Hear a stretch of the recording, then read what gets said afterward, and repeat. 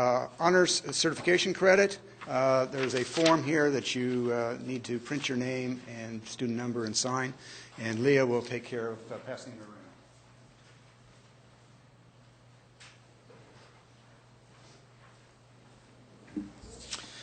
around. Welcome. My name is Sandy Ogilvie. I'm a professor here at the law school and the director of the law school's Office of Law and Social Justice Initiatives. And I want to welcome you to this talk this afternoon by Brian Concannon. Before I introduce Brian, however, I want to thank a few people and recognize a few people who, if you don't know them, I encourage you to meet them during the reception following Mr. Concannon's presentation. First of all, I want to thank Leah Quayle. Leah is a second-year student at the law school and is the one principally responsible for setting up this event and getting everything done. Thank you very much, Leah. Good job. I also want to thank the leadership and members of the International Law Students Association and the Legal Services Society students for their co-sponsorship of the event today. We appreciate their involvement in this.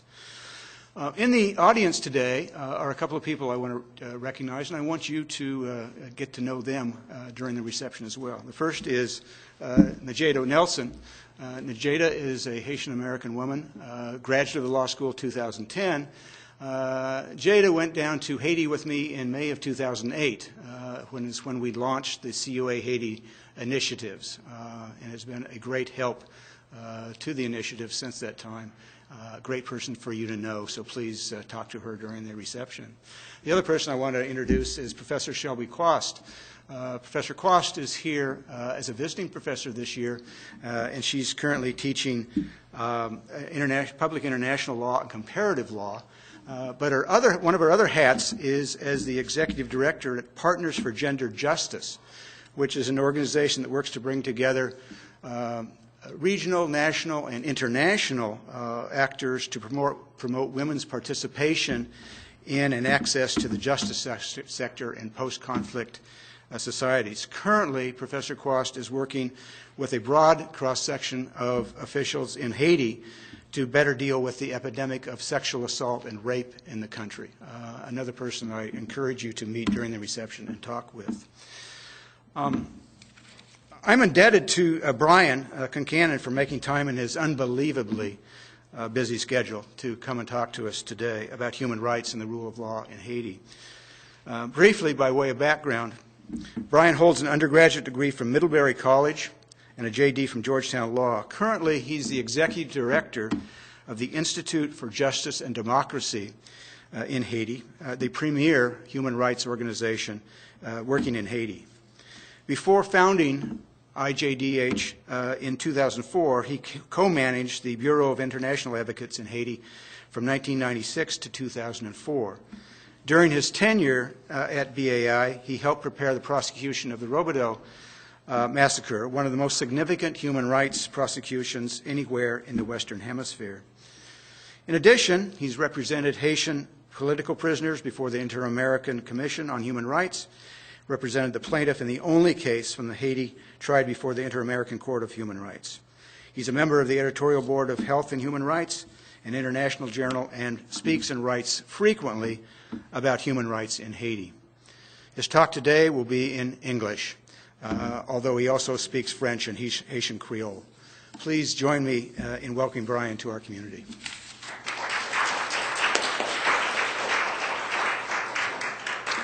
Well, thank you, Sandy. Thanks everybody for coming. It's great to be here at Catholic, and I've had the pleasure of probably over the last 3 years working with Sandy and informally collaborating on kind of common efforts to advance lawyering for the poor in Haiti, and I look forward to continuing that collaboration.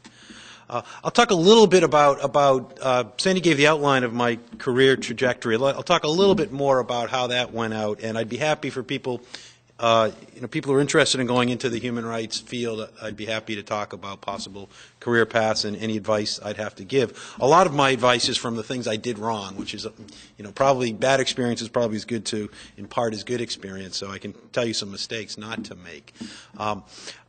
when I graduated from law school, actually I didn't do internships and human rights work in law school, which is the first big mistake. One of the things now on the kind of the employer side, we look very heavily to internships and other kind of life experience before people start. We found that grades is not a particularly good predictor of success in our programs. I mean, it's got some predictive value, but really it's on the ground experience, whether people have worked in similar situations and whether they can get recommendations from people that we trust that really stand out. So I'd encourage you to not did what I do and as much as possible get some practical experience and establish a track record. What I did do was the type of stuff that you did in the old days when law firms used to hire people coming out of law school.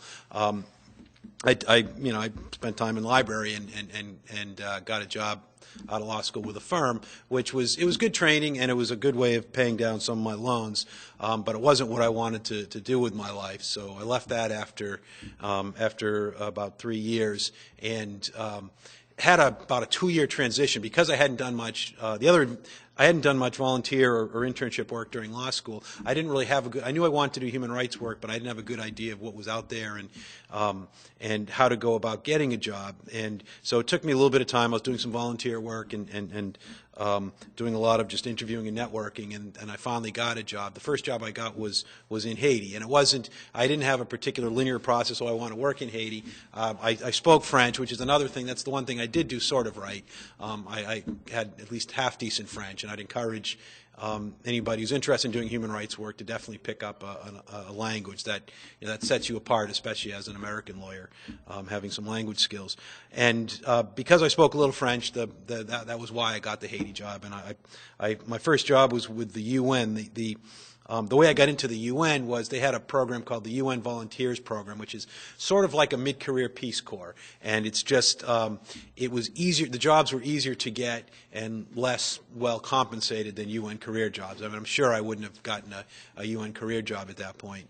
But I did get kind of in the door as a UN volunteer. They gave me enough money that I wasn't starving, and I was able to get some experience on the ground and establish a track record. I left the UN after about 9 months, and I joined, as Sandy mentioned, the Bureau des Avocats Internationaux. We call it BAI. And the BAI's purpose, the BAI at the time was supported by the Haitian government, and our purpose was to try to get the justice system to work for poor people through exemplary cases. And the premise was that at the time there had been recently a democratic transition, and you had a more or less elected parliament and elected president. But the presidents understood that just electing an elected legislature and executive branch wasn't going to make the judicial branch, which had 300 years of representing, of doing the bidding of whoever had the guns and the money, it wasn't going to turn that system around automatically, and that what you needed was external pressure. And we were part of the external pressure, and our idea was to use highly symbolic lawsuits as ways to push kind of impact litigation in the United States equivalent, use those to push open the courthouse doors for Haiti's poor. And it was actually a fairly successful idea. On a day-to-day or week-to-week, even month-to-month basis, it was pretty frustrating. Haiti's justice system is notoriously corrupt.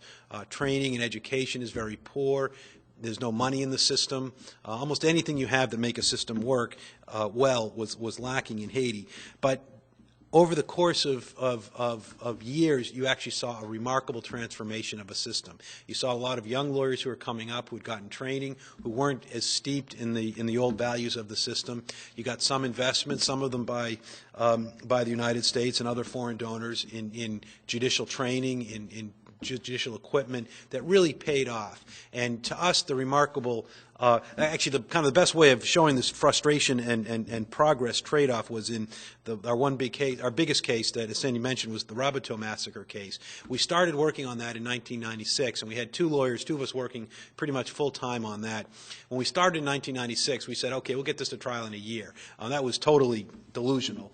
It took us 4 of working full-time, which was probably longer than it should have taken, but when we finally got to a trial, the trial we had in 2000 was beyond the wildest dreams of what we had in 1996. So although it was frustrating that our one-year goal in 1996 didn't happen, in fact, the four-year goal was better than what we'd been hoping for in the 1 year. And that was because democracy works. Over the course of those 4 years, you had had people go through training programs, and you had where we hadn't been able to find any good prosecutors for the case in 1996 or 1997 or even 1998. By 1999, we found a couple people who were pretty good, and by the time the trial happened in 2000, we all of a sudden had 3 prosecutors who did a decent job. Same thing with the judge. It was a kind of funny story with the judge. He'd had a little bit of experience. He'd gone to a special training program. They put him in a kind of a small, sleepy courthouse to get him some experience, and then they bumped him up to this, kind of the biggest trial in Haiti's history. And he was over his head, but he kind of knew enough to sort of keep his head up where he could breathe. And the trial would get completely out of control, and you could see him just kind of, his temperature going. And he had this little bell. You don't have a gavel in Haiti, you only get a bell.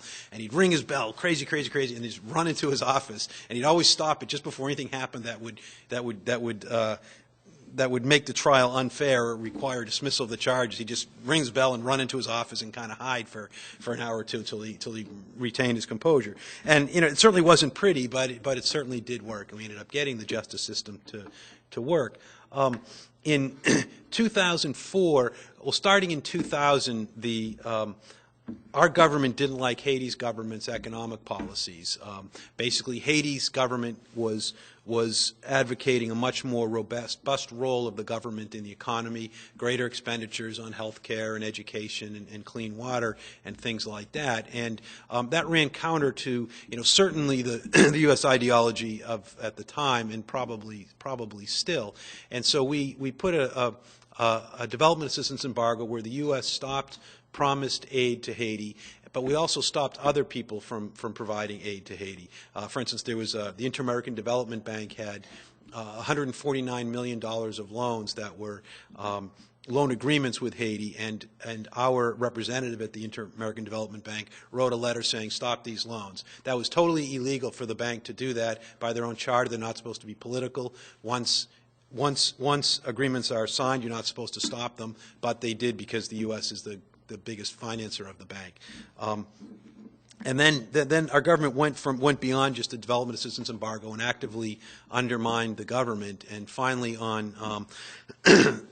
in February of 2004, we placed Haiti's president on a plane. It was one of the planes that was used for renditioning suspects in the war on terror to third countries where they were interrogated through enhanced interrogation methods. They diverted one of those planes. It went to Guantanamo Bay, filed a false flight plan, landed in Haiti, landed in another Caribbean country, and picked up Haiti's president in Haiti, and then went to another country, filed another false flight plan, and went to the Central African Republic. When that happened, that really didn't completely reverse all the work we did, but it pushed it back pretty far. Everybody that we had put in jail in our cases was let out. Several of the people that we had worked with were arrested. One of our clients was brought into the police station and executed. The head prosecutor on the case, who'd done a really good job, his law office was burnt down.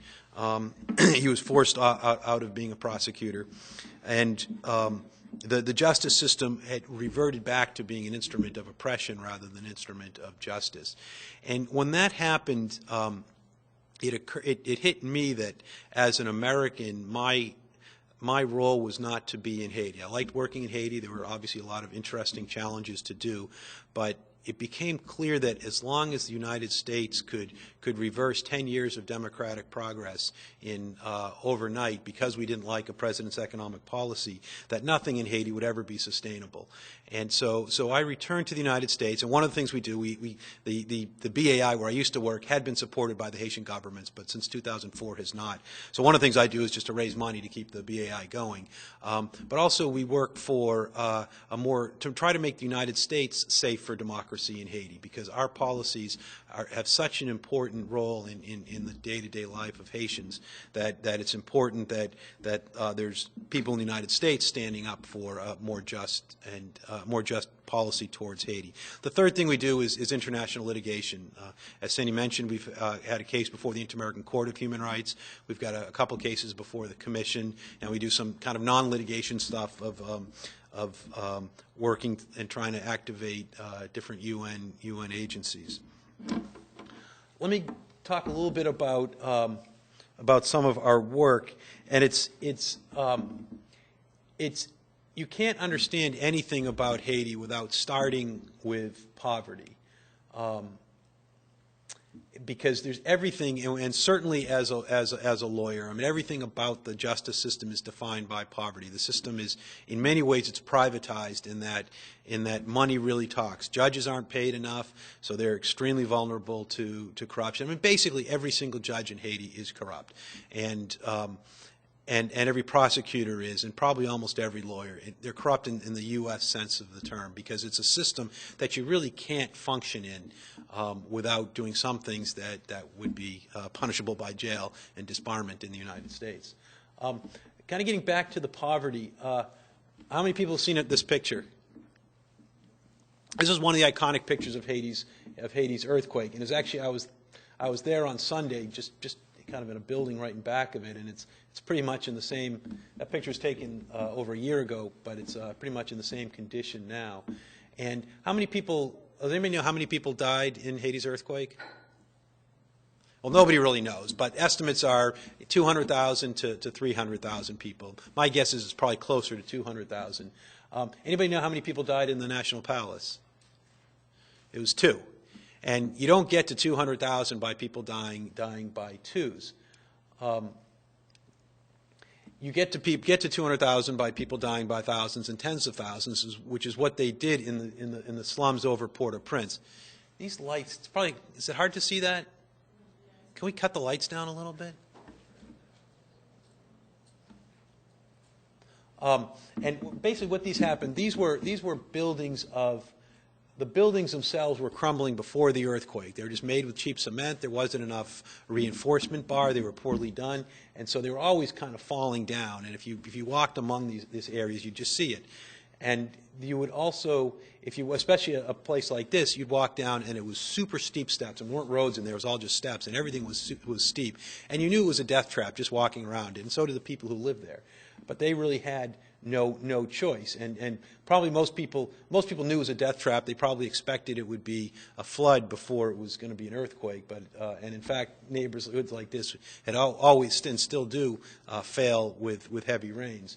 But the earthquake basically wiped them out, and these are highly densely populated areas. I don't know about this particular area, but in a lot of Haiti's densely populated slums are so densely populated that not everybody in the house can lie down at the same time, and so you have to take turns sleeping at night. It's also important in terms of the poverty to compare Haiti with other countries, and we unfortunately have a very good comparison, because in Chile, there was an earthquake about a month later that was 500 times stronger than the Haiti earthquake. And that's a little bit of an oversimplification, because there's lots of other factors, like what the substrate was made of, how deep it was, how far it was from population centers. But the comparison is so clear, where the Chilean earthquake was 500 times stronger, and Haiti suffered 230 times more damage. About 8,000 people died in the Chilean earthquake. And Chile is not the wealthiest country in the hemisphere, but it's certainly wealthy enough that they can build buildings to withstand earthquakes. One of the interesting things is Haiti can build buildings strong enough to withstand earthquakes. One of the things that really hit me, it still hits me when I go down there, isn't that the destruction, because the first time I went down there, I've been seeing those pictures, and I was ready for the destruction. What I wasn't ready for was how much wasn't destroyed. And in fact, most houses are okay, and they were built. It's not that hard to build a house to withstand a fairly significant earthquake. That just wasn't done in Haiti's case. In many ways, the deaths that happened in these hillside slums were a failure to enforce rights and in failure to enforce the law. Specifically with the law, this particular area was according to the zoning codes, it was illegal to build there. It was way too steep. But people built there anyway, and those codes weren't enforced, either because of the political power of whoever was building it, or someone got paid off, or the government's inability to enforce it. Also, the building codes, Haiti's building codes are inadequate, but they're also not observed, even the inadequate ones. And by most accounts of engineers, if most of these buildings, if they had been built even to Haiti's very limited standards, they would have survived the earthquake. It's also important to note that the reason why those people were living in places they knew were death traps for them and their families was in large part an inability to enforce a whole range of individual rights. And that includes basic contract rights. I mean, I've heard so many, and you probably, people coming across doing social justice type work in Washington, D.C., you're going to see a lot of the same things happening over and over again. But in Haiti, it's manifested, and I hear all the time from market women who, work really hard and save a little bit of money, and then they end up losing it because one of their suppliers rips them off, or a customer rips them off, and they don't have the ability to enforce their contracts in court. Employment rights, Haiti's minimum wage is pitifully low, and that's in part because workers aren't allowed to effectively organize. But even that's not always paid, and people aren't able to enforce their rights even to the minimal labor standards. Child support and alimony is almost never paid, and that of course condemns not only women but their children to lives of poverty. And kind of one of the biggies to me is the right to education. Universal primary education is a right, one of the few hard and fast economic and social rights under international law. It's also guaranteed by Haiti's constitution. But about half of Haitian school-age children, primary school-age children, are not in school. And there's a lot of the roots of Haiti's, of the non-recognition of rights in Haiti are in Haiti itself, but a lot are in our own country. You can go back to the history starting in 1804 when Haiti became independent, and the U.S., instead of recognizing the second independent country in the hemisphere, we slapped an embargo on it and refused to recognize Haiti until 1865. And obviously it's no coincidence that we were able to recognize Haiti at the same time that we were able to recognize a good part of our population as human beings. And this quote is on the side. I talked a little bit about the development assistance embargo and the coup, but trade policies have had a really significant role in violating basic rights in Haiti. And President Clinton, last March, he testified before the Senate, and it was actually a very courageous, I thought, and unusual admission where he said, yes, the trade policies that I pushed as president pushed Haitian farmers off their land. And what had happened was, in the name of free trade, Haiti was forced to drop its tariff barriers. And when it did that, Haiti was not able to compete against U.S. farmers. And there's a few different reasons for that. I mean, obviously, U.S. farmers are highly mechanized and efficient, and they're good at what they do. And Haitian farmers are not mechanized, they're not well-financed, and they're much smaller scale. So you have kind of those sort of basic economic differences. But also, U.S. agriculture is highly subsidized, and Haitian agriculture is not. And so because of the combination of efficiency advantages and the subsidies, U.S. rice especially, but also corn, can easily outcompete Haitian grains at the market. And what happens is a farmer plants a crop, it comes around time for him to sell it, and he can't because there's the rice, the market's been flooded with U.S. rice, and then that farmer goes out of business because he can't sell his crop, so he can't buy fertilizer and seed for next year, and then he goes out of business, and what does he do? He moves to, or he or she, they move to the slums over Port-au-Prince, where they're highly vulnerable to natural disasters. And actually, aid policy, believe it or not, is a similar. There's been a lot of research showing that in Haiti, especially, there's a direct, proportionate relationship between the amount of food aid and the amount of famine. So the more food aid, the more famine. And it's basically that what happens is famine is dropped on the Haitian market, and the same thing as low-tariff rice. It's either given away for free or sold cheaply, and that just outcompetes Haitian farmers. One of the things that we've been talking about ever since, since about a week after the earthquake, is we've been advocating a rights-based approach to earthquake response. And another way of talking about it is to say it's a justice approach, not a charity approach. And we think it's important for a couple reasons. First, it's a better way of designing a more effective programs to respond to the immediate needs of the earthquake. But more important, it's a way of changing the underlying conditions that make Haiti vulnerable to all sorts of natural disasters. And the reality is the 2010 earthquake was certainly at a scale bigger than any other natural disaster in Haiti.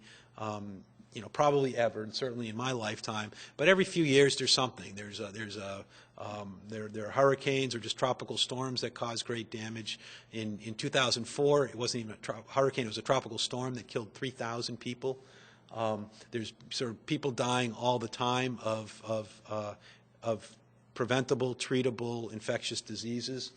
And a rights-based approach says, okay, let's not just look at what kind of solution we need to fix an immediate problem, but how do we develop a system where Haitians, especially poor Haitians, are able to exercise the full range of their rights. And we think that the rights-based approach is highly empowering for three groups of people. The first group of people is obviously rights holders, and we see it in action over and over again, that if you change someone's perspective from being someone who's asking for charity so they can live another day, to if you can transform that to someone who's demanding their right, that really changes that person's approach to their work. First of all, it makes them much more adamant in their request. It gets people to organize, to be a little bit more strategic. If you're looking for a handout, you do it by yourself because you're competing with all the other people looking for a handout, and you're trying to get something to fill your belly or your kids' bellies for that day. But if you're saying this is a right, I've got a right to food, I've got a right to housing, then that changes how you do it, and it changes it in ways that are much more effective. It allows for much more collective action. It allows for legal strategies, more sophisticated media strategies. And we found that it's been, in the course of all our work over the last 15 years, but especially since the earthquake, it's highly transformative to the rights holders. It's also transformative to the duty bearers, and we get the pictures up there. That's on my right is Haiti's president, René Préval, then obviously Bill Clinton, and then there's some UN peacekeepers on the left. And all of them are duty bearers in one way in Haiti. Obviously, the Haitian government has is a first-line duty bearer to respect the rights of its people. But especially in Haiti, the international community plays an extremely strong role and does a lot of things that in other countries sovereign governments do. And that imposes on them an obligation to make sure that they do it in ways that respect the basic rights of Haitians. And it's empowering because it gives people a way to evaluate their programs. And for people who have been following, especially there's a lot of analysis around this at the time of the anniversary of the earthquake, there's been a lot of trouble with the earthquake response. And some of the troubles are innate to the size and scope and location of the disaster. But a lot of it is just people trying to figure out what they're supposed to be doing. And it's a little bit oversimplifying, but the rights-based approach really does give you a way to measure, it guides your projects, and it gives you a way to measure your success. And one of the problems is that people have had trouble measuring success, and they're measuring success by inputs rather than by the actual impact of Haitians on the ground, and that is guaranteed to create distortions in the way that the projects are implemented. The third group of people that is empowered by the rights-based approach is us. It empowers us as consumers of media, and that when we look at press reports and other contexts of Haiti, if we're looking at it in terms of what's happening in Haiti through the lens of a rights-based approach, we say, does this action, does whatever this development that we're reading about, does this advance the basic rights of Haitian people, or is it merely a Band-Aid, or is it something that's actually going to perpetuate some of the problems that created Haiti's vulnerability to natural disasters in the first place? It also empowers us as voters. The United States is by far the country with the largest influence on Haitian affairs at really a daily level. We're the most generous giver of development assistance, but we also have a long history of less generous political interference and in promoting the power of people in Haiti that the Haitian people would not promote given the chance. And it also empowers us as professionals, as students, as lawyers, and people with all different skills. That's a picture of a delegation that went down in June to investigate the epidemic of rapes in the camp, and we had lawyers and law students going down, and they took a real rights-based approach, and there's a report, it's up on our website, that came out in July. It's called Our Bodies Are Still Trembling. We put out a follow-up report on that last month, and all are on our website. But it's very, we're insisting on approaching the epidemic of violence as a rights issue. And one of the things that's been distressing is how many people are not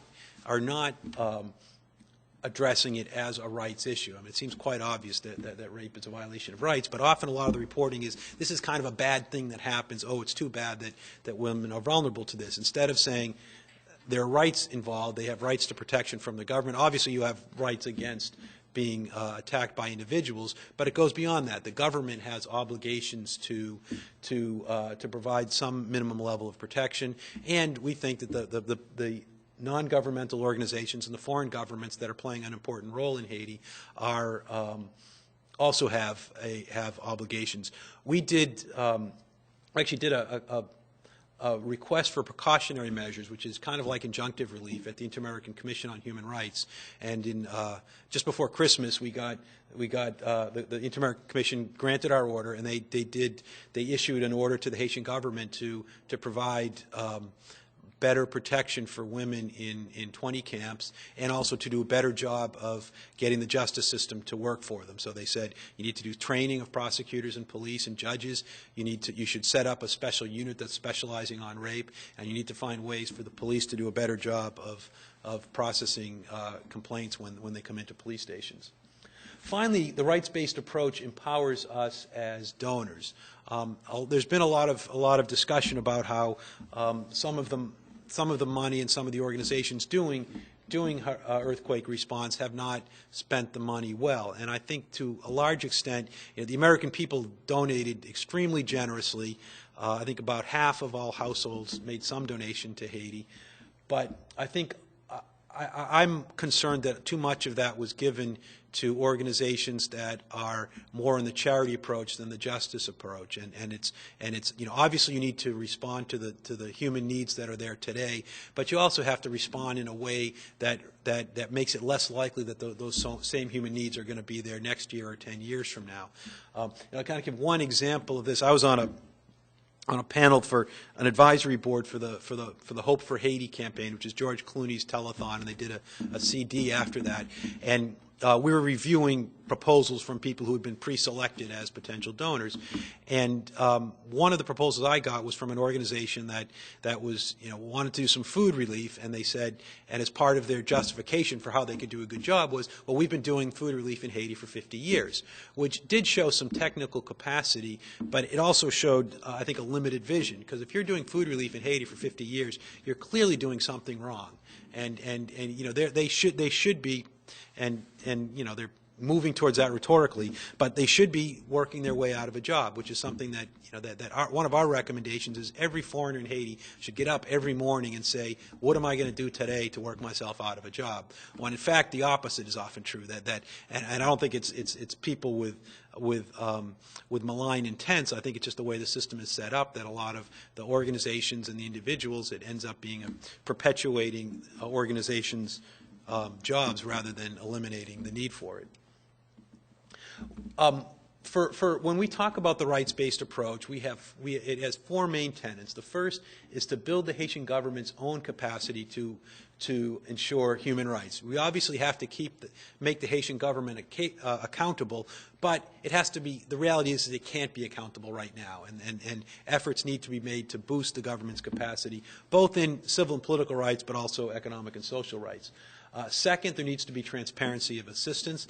That would seem to be obvious, and although kind of the whole world has been ganging up on Haiti's government for the last year, saying we need financial accountability, it's very hard to find any accountability for the NGOs and the governments in terms of how their aid is spent. There's a few people trying to track it, and it's an extremely frustrating exercise. The information's just not available. The third tenet is empowering the Haitian people. Again, it sounds like fairly uncontroversial, but in practice it isn't being practiced. Just some examples. A lot of the meetings about how aid is supposed to be distributed are done in the UN log base, which is inaccessible, UN logistics base, which is inaccessible to Haitians. A lot of the meetings are done in English. At best, they're done in French, which over half of Haitians don't speak. And the fourth is to ensure assistance delivers concrete results, and that's been a challenge too. One of the areas that we work a lot on is conditions in Haiti's internally displaced persons camp, and we see these analyses of the housing issue, and you'll have people who are involved in providing housing, and they'll say, well, Haiti doesn't have an IDP camp, doesn't have a shelter problem because we've got, and they'll show their printouts, we've distributed enough blue tarps to cover the problem. They'll say, we've got 1.5 million people who are displaced, and we've distributed 750,000 blue tarps. That should do it. And if you go to that might seem logical until you go to the camps, and you see that lots of people don't even have blue tarps, and the blue tarps aren't really an effective shelter for people living in a hurricane zone. And one of the things, especially recently, if anybody has ever put one of those blue plastic tarps outside, I had one on my compost pile. At the end of the summer, it was a rag because ultraviolet lights decay it. And Haiti's got a very good supply of ultraviolet light, and a lot of those blue tarps are now fading, and they're getting little pinholes in them. If you sit inside, it almost looks like a planetarium. You get all these little stars if you look out during the day, and through those, little sunlight comes in the day, but at night during the rainy season, it's rain coming through. And people literally stand up when it rains, and you can have rain all night, and their response to that is you have to stand up because whatever house they have, which is under a small blue tarp, is flooded with water. This isn't technically hurricane response, but it's obviously big news in Haiti, and I think a big deal. There's lots of reasons for pursuing the case against Jean-Claude Duvalier. Obviously, the scale of human rights violations under his rule was exceedingly large. There's a huge, too much evidence to ignore. But to me, the main purpose of doing this is it's an opportunity to build the Haitian justice system. We've found over and over again that special cases can attract special attention, and that gives support to Haitian judicial actors, and that allows them to raise their own level of competence. It also raises it recalibrates the expectations of the whole justice system. So if you do a really good prosecution, all the written papers are really good, everything's well organized, all the other judges and prosecutors see that, and they say, okay, maybe I can't hit that mark, but instead of aiming for this, I'm going to aim for somewhere in the middle. And perhaps even more important is it recalibrates the people's expectations of their justice system. And they say, okay, that's what justice looks like. I'm going to keep demanding that. And they're not always going to get it, but by demanding it, you do get a little bit closer than you otherwise would have. Just a little quick thing. So that's just Jean-Claude Duvalier. That's a picture of him. He just got back to Haiti a few weeks ago. That's some of his supporters. Beating somebody up back in, I forgot that was in the 80s, I think. And that's, there's, against Jean-Claude Duvalier, there's two types of crimes, not totally distinct, but one of them is political violence, including killing and political imprisonment and torture. And the other is stealing money by nobody knows how much, but there's conservative estimates of the last 6 or 7 years of his rule where he stole personally, I think it's $190 million and several hundred millions by his wife, who's next to him. That's their wedding picture, and other associates. And then finally, that's a picture of, I was on a team that was down there end of last week and early this week, working with some of the Haitian prosecutors to put this case forward. And it was actually really exciting because they had the Haitian government has set up a really good team of prosecutors who are really excited about doing this. There's some political uncertainty because the current government is only going to be in office for another 3 months. But there's at least government is actually very strongly committed to pursuing this case for the next 3 months. And the plan is to try to get it going enough that it won't be stoppable. In terms of transparency of assistance, obviously just sort of being able to follow the money is part of it, but there's other issues. I mentioned the development assistance embargo and the cancellation of those IDB water projects. There were 2 of those projects were in one was in the city called St. Mark, and the other was in a city called Port-de-Paix, and because of some several things, including some good legal work by the Robert F. Kennedy Center for Human Rights, the bank eventually stopped the embargo and said, even though the U.S. said we can't do it, we're going to disperse these loans. The project in St. Mark was able to get going. It was delayed by several years, but it's now, I think it started operating about a year ago. And St. Mark is downriver. It's or at least downhill from the source of the cholera epidemic in Haiti, and it's a city that you would expect would be inundated with cholera victims and therefore be one of the worst hit places. It actually isn't hit that bad because they've got clean water. Just a personal aside, I was just in Haiti, and my entire preparations for cholera, and this is an epidemic that's raging and killed, I don't know, like 5,000 people by now, I did absolutely nothing different, not a single thing, because the way to prevent cholera is you drink clean water, which is what I always do. And if I did get cholera, the treatment is you drink clean water for most people. And so I really, it's a disease that you get because you have to fish water out of the sewers or a river, and you don't have access to basic health care. So the St. Mark, people in St. Mark, they can get water, and so they're actually, there's cholera in St. Mark, but it didn't really ravage the city. Port-de-Paix, which is another place, that project never got built. It was kind of delayed for a couple of years, and sort of for a bunch of reasons never got going.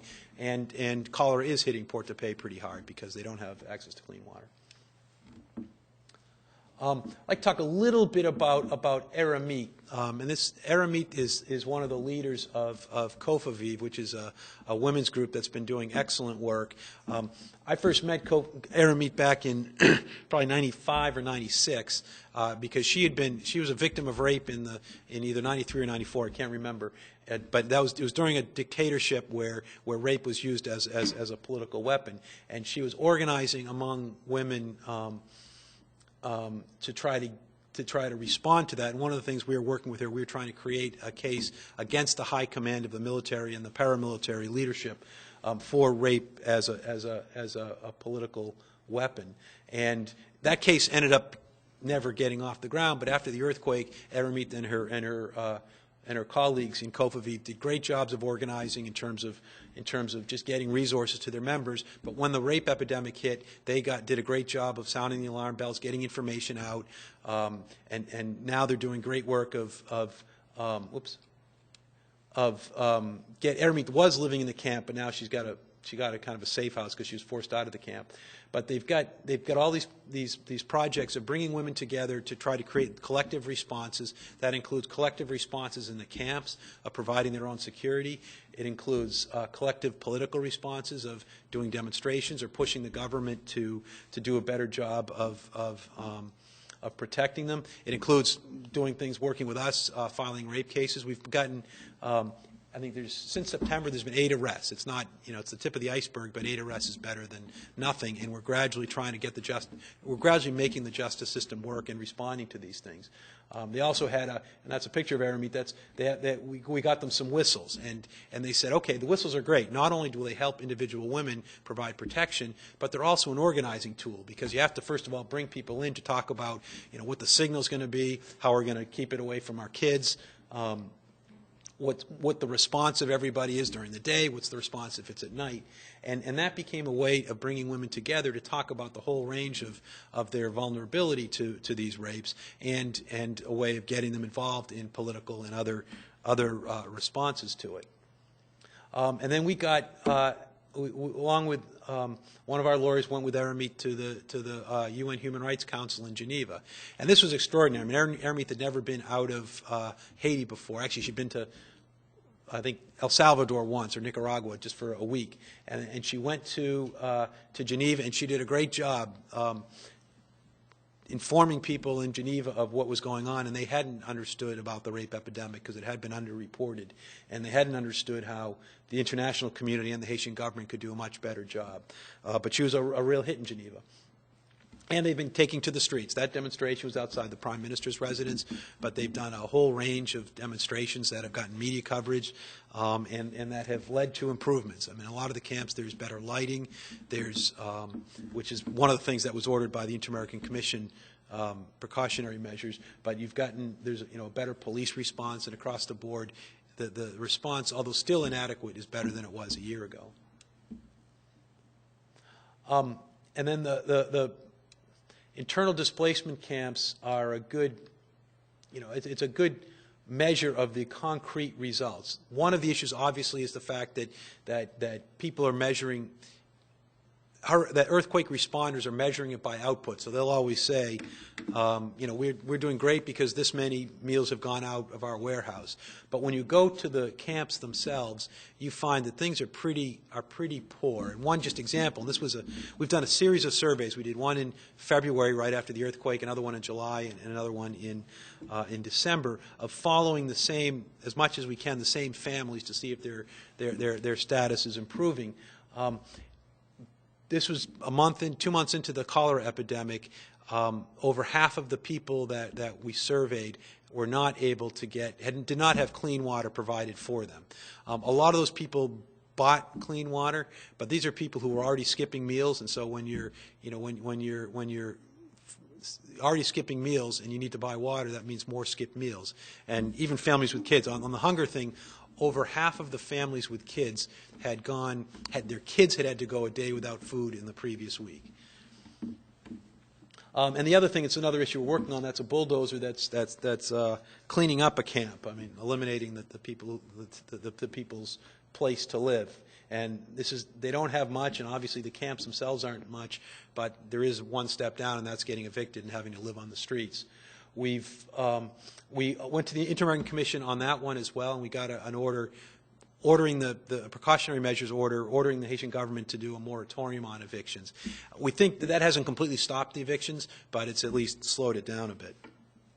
I also think it's important, people talk about political accountability and electoral accountability, or people talk about financial accountability, which of course is vitally important in Haiti, but we also have to talk about political accountability. And one of the things that our tax dollars have been doing over the last year is supporting a very flawed process. A little bit over a year ago, the Electoral Council eliminated 15 political parties from the elections without. They gave reasons, but they weren't explained, and they weren't justified under Haitian law. Our government has been systematically downplaying those concerns and trying to muzzle the concerns. Members of Congress from both sides of the aisle, and especially on the Republican side, Richard Lugar, who issued a report back in July, pretty much predicting what happened in November, saying that there was this looked like widespread fraud, there would be disruption and potential violence and illegitimacy. He predicted that in July. In October, 45 members of the House of Representatives, mostly Democrats, wrote to Secretary Clinton saying more or less the same thing. In November, all those predictions unfortunately came true, and we had deeply flawed elections. The U.S. response to that is to, instead of saying, well, let's go back and have fair elections, is to say, well, we're going to manipulate things so the people that we like best in the first round are going to do a runoff. I can talk more about that if people are interested. It's kind of a complicated situation, but I'd be happy to talk if that's interested. The current situation is, well, nobody knows what the current situation. The currently announced situation is that a little bit over a week ago, the Electoral Council, 2 weeks ago, the Electoral Council supposedly announced that, the Electoral Council spokesperson announced that they were going to go with the two U.S. candidates, and that there were going to be elections, runoff for president in March. But then half the Electoral Council said, no, we never signed that, and you need an absolute majority to do it. So there's a question as to what's going on now, which last I checked, nobody knew. I think the rights-based approach, one of the values of it, gives us our marching orders. And I think we can take a rights-based approach, as I mentioned before, as consumers of media. One of the things that we recommend is people stay informed. There's lots of good websites. I'll like to count mine as one of them. It's HaitiJustice.org, and we've got basic human rights information. We try to pick the most important, especially underreported news stories. We have a little news thing that we update every day on the right-hand side, but we've got more detailed information about our cases and about, we have legal memos on the elections if people are interested in that, and we have, of course, our own human rights reports and lots of other people's human rights reports. The other thing that we think that people in the United States especially can do is to stay engaged. The U.S. has an extremely strong influence in Haiti, and to the extent that we can push our elected representatives to respect democracy in Haiti, that's possibly the most important thing that we can do. We have a program called the Half Hour for Haiti, and you can sign up on our website. And it's about once a month we send an action alert. It's usually, you should call it the 2 minutes for Haiti because it never takes half an hour. It's usually signing a letter, making a phone call, but it is educational. It's a concrete way to stay engaged in Haiti. Also, people can volunteer, use your professional skills as law students, lawyers, or any other skills you have. Our particular vehicle is we have a network we set up called the Lawyers Earthquake Response Network, where we've got, there's a little bit over 400 people signed up. Not everybody's active. There's no kind of minimum commitment, but we've got lawyers, law students all over the country, firms, law schools, professors, nonprofit lawyers, a pretty broad range of people that are pitching in everything. Some of the people are doing it almost full time. Some of the people pitch in on a quick research project when they have time, but there's lots of opportunities for that. And finally, financial support. I encourage when they're thinking of supporting, providing some financial support to an organization that's doing work in Haiti, ask about, first of all, evaluate, use the critical legal skills you're learning here to evaluate whether this organization really does a good job, or is it they just do a good job of creating marketing materials.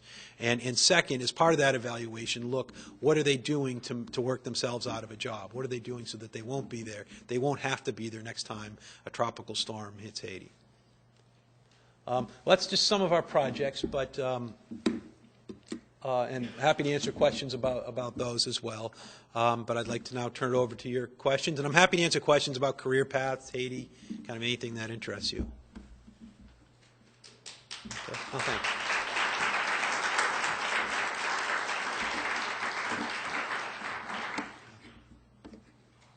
Yep. Could you speak a little bit about the West Mm-hmm.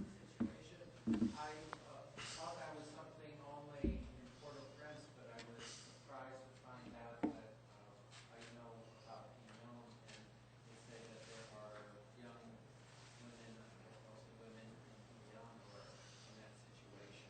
Does that relate to human rights? Yeah, that's a very good question. So the Restavek, it's Creole for stay with, and it's a Haitian tradition. It encompasses a pretty broad spectrum, and the basic principle is it's a tradition where people are sent from their parents to a place, to a family where that has more means, where they do some work. And on one side of the spectrum, it's the kid does a little bit of work, eats where they might not eat at their real home, gets an education and does some work. The other side is slavery, and there's certainly lots of kids at the unfortunate end of the spectrum, and which is a violation of every single right that a child has. I mean, it's forced slavery, it's not getting enough to eat, it's not getting an education, child labor, across the board, and it's obviously problematic. One of the things I think that's an important point to make about that, though, is that often the Restavek problem, people address it at the urban end, saying, look, we need to have rules and enforcement to stop the exploitation. And I think that's important, but I think that's only addresses part of the problem, because the reality is the parents know that their children are being sent. When they're sending their kids away, most of them know there's a pretty big chance that their kid's going to be horribly exploited. And the parents do that. I mean, it must be a horribly wrenching decision, but they do that because their kid's going to starve with them. And they say, well, there's a certainty of the kid starving and being malnourished here and not getting an education in the countryside, or I send them to this person I know, my second cousin's neighbor in the city, and yeah, they'll probably be exploited, and yes, the daughters will probably be sexually abused. I mean, very high probability. But there's also a chance that they'll get an education and they might get a job and be able to break out of the cycle of poverty. And so it's a horribly desperate choice parents are forced to make. And so a big part of the response needs to be to decrease the pressure on the parents to make that desperate choice. And that includes investing in the countryside, building schools in the countryside, supporting Haitian agriculture so that families can grow enough food to feed all their families, decentralizing government, and even with, and this has been something that's been controversial with the aid response. Initially, all the aid coming in was imported food, and it was kind of crazy that Haitian farmers in a country where there was widespread famine were going out of business, and because no one was buying their food because they were getting the imported food. And there's been some attempt, and USAID has been working on this, and a lot of the NGOs, to try to create some kind of balance, because if they source all the food on the Haitian market, that's going to drive up the prices, and people aren't going to be able to pay it. If they provide too much foreign food, it puts the prices too down. So it's kind of a struggle to find that balance. But you do need, and there's a recognition among the donors that they do need to spend more money outside the cities, and to try to create development outside that's just going to not have people live there. And back to the rest of Exxon, not to have to send their kids there.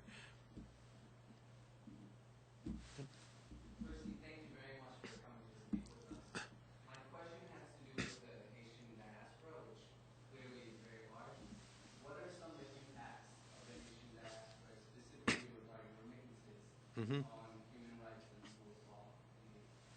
Well, that's a good question.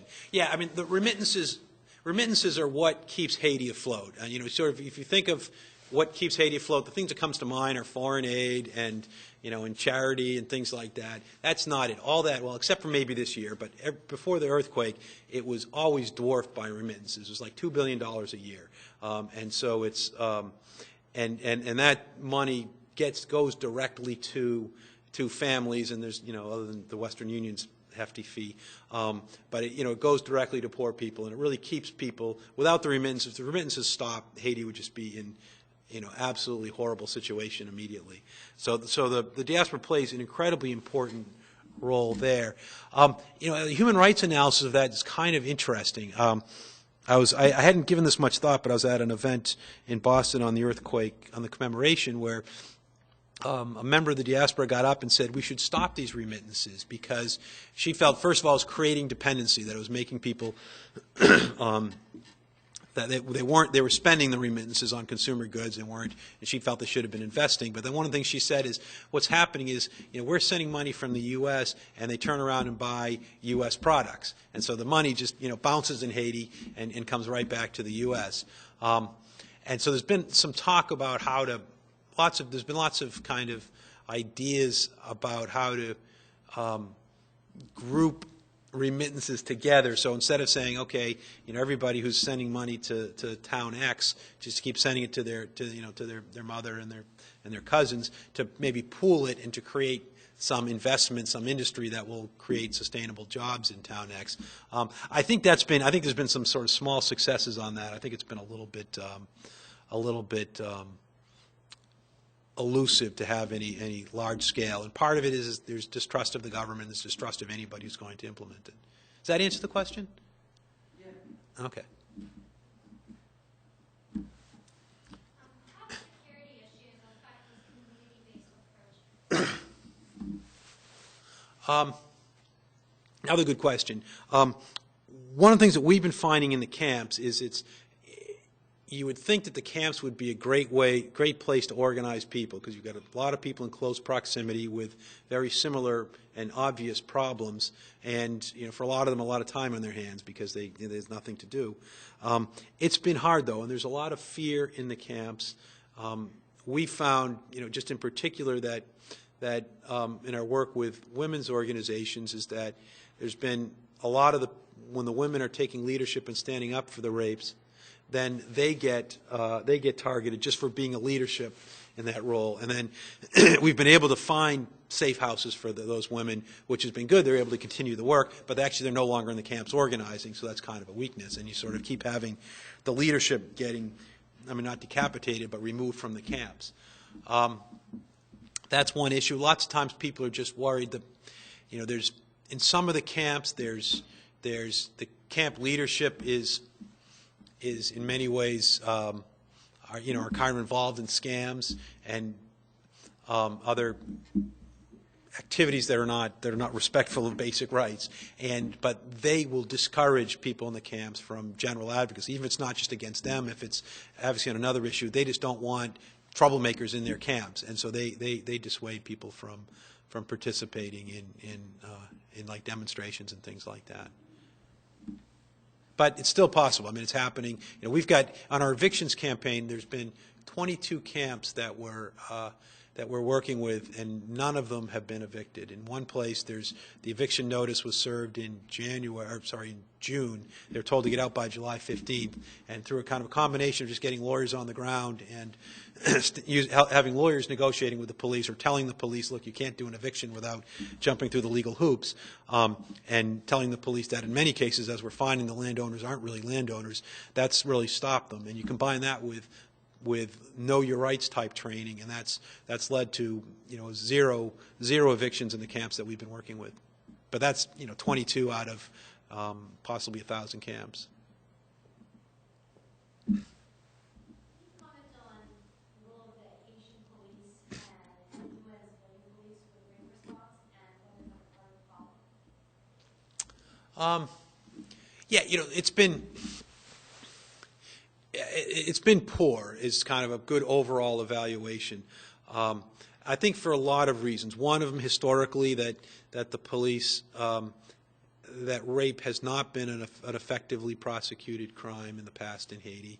I think for a lot of the reasons that rape was almost all the reasons why rape was very poorly prosecuted here, maybe 50, 60 years ago, apply possibly with more force in Haiti. And so, you kind of started with a very bad context, and then added to that the police being overwhelmed by the earthquake, and just the fact that women are marginalized, and especially poor women who are the victims of rape, and that they have trouble having influence in any sector, including the police station. That being said, and I think the UN has been kind of disappointing. And I think the UN would say, well, we're just stretched too thin. And certainly they are. Everybody in Haiti is stretched thin. There's been some kind of, I think some things that I think the UN certainly could have done better. One of the things, for instance, there was in the summer when there was a lot of criticism of the UN for not doing better. They said, okay, we're bringing this special women's-only police brigade, military police brigade from Bangladesh. And they came, and there was all these press conferences. They're here to patrol the camps. And I haven't gotten quite a straight story on this, but this is what I think happened. Well, what I know is they're not in the camps anymore. That they got there to the camps, and they spoke Bengali and probably some English, but certainly no Creole. They didn't have good translation, and this is a mission that's got spending $2.5 million a day, did not provide translation, so they're at the camps and they felt they really weren't doing anything. Now they're actually guarding, they're providing internal security at the UN. So instead of guarding the most vulnerable people in Haiti, they're actually guarding the least vulnerable. I think that's one part of the UN response. But it's not all bad. I think that the UN has stepped up their patrols, which we're hearing from women on the ground that in the camps where they're seeing more patrols, that is reducing the danger to rapes. The UN has installed some lights in some places and done some moving around latrines to make things a little bit safer. And the Haitian police, it's kind of an interesting example of the possibilities. It's not a system filled with bad people. It's a dysfunctional system with some bad people and some good people. And if you can change the incentives within the system, you can somewhat make it work. I mean, the same thing as police anywhere. I mean, obviously, I think Hades is more dysfunctional than most. But one of the things that we did, when we're finding that when we go down we send a lawyer or even a paralegal down with a woman almost every single time. We go to the right places where we know it works, and almost every single time, well, it is now every single time, they're getting a good response by the police. The police are willing to take down complaints. One problem is that women are often unable or unwilling to identify the perpetrator, and that does leave the police with very little to go by in most of those cases. But and we found that we actually approached this. There's a special Haitian police investigative unit, and we approached them back in September and said, hey, can you help us with this? Here's a problem. And the head of the unit said, yeah, this is something that I obviously care deeply about. What can we do? And so we worked out a system where we were getting them the information. They had very limited resources. We were where we were able to give them a good idea of where to find the perpetrators. We did that, and they needed a little gas money. We got them gas money, and they started making some arrests, including this one. Actually, a police officer and his accomplice were arrested for raping a 15-year-old girl. They're both still in jail, and I think there's 8 people currently on our cases, which is clearly not enough, but it's a start.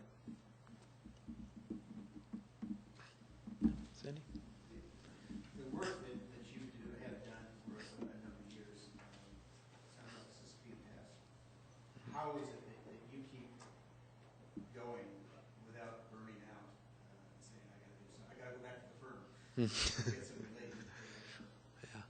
Yeah. I mean, to some extent, being in the U.S. is a lot of my relief. I might have burnt out if I hadn't left Haiti. And I used to live until July, I lived in this beautiful mountain town in Oregon, and that's where I was when the earthquake hit. And it's the type of place where you get email after email of a friend dying or some horrible injustice, and you just kind of shut your computer down, and you sit on your steps, and you look and you say, okay, this is part of reality too. Just trying to find balance in books I read, in relationships, but the important to me, the kind of what keeps me going most is it's easy to be self-pitying. I work too hard for not enough money, blah blah blah blah blah. But I never miss a meal. And I never sleep out in the rain. My kids will never sleep out in the rain. They'll never miss a meal. And the people who are missing meals, they're not giving up. They're still fighting. And all the time we have meetings in our office, and most of the people haven't eaten there, and they're there till 7 at night, meeting about how are we going to get justice. And when you have the privilege to work with those kinds of people, you don't have the privilege to give up. I mean, they're kind of a source of almost infinite inspiration.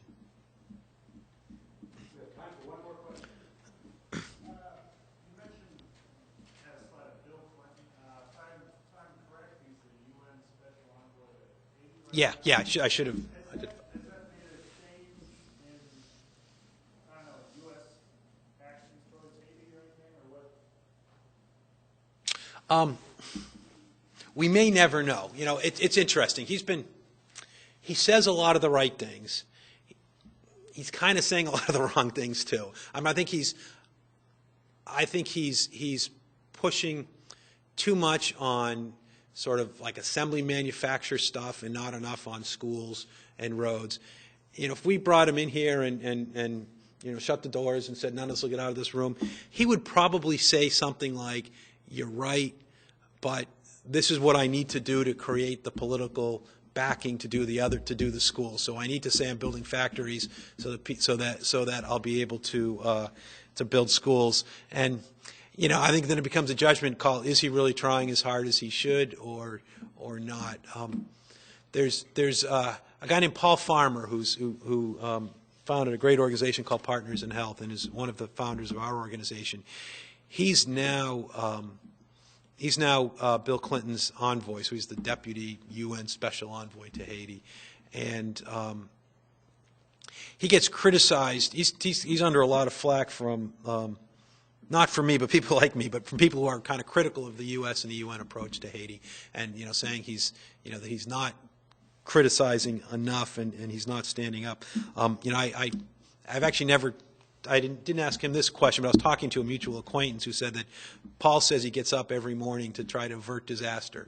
And I think Paul would probably say that you know, the policies, because of, and he'd probably say, I mean, I think he would say, I know he would say that Bill's doing a good job of trying to make things less bad, you know, and that the system is set up that you can't turn around and hit a very just policy right away.